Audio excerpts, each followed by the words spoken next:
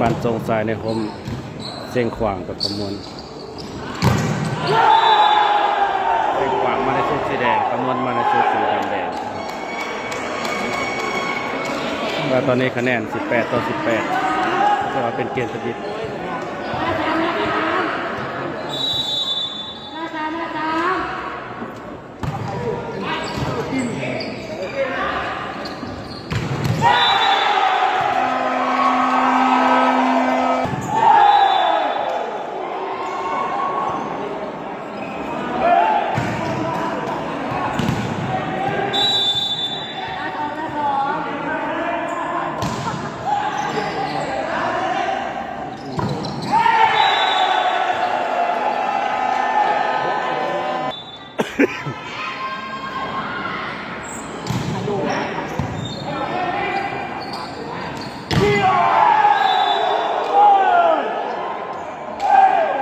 คะแนนเศร้า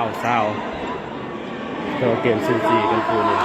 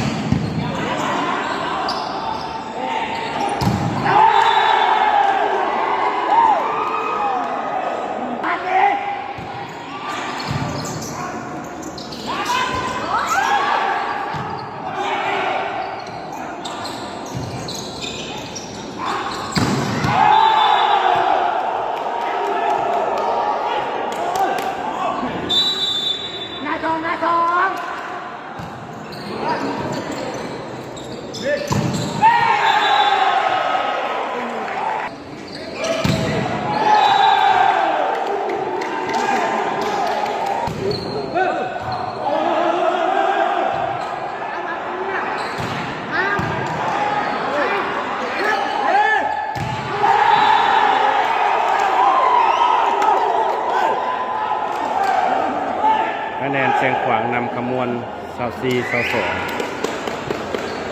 เปลี่ยนตัวโดยทีมแขวงขมวนนับเปิด14ออกนับเปิดสมจิตตาอุดม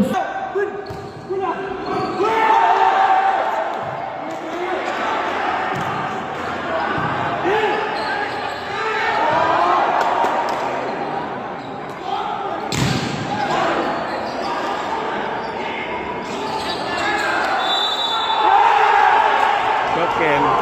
เซตที่1เนาะแต่ว่าเส้นขวางเอาชนะขมวน25-22เกือบเซตไปละเซตที่1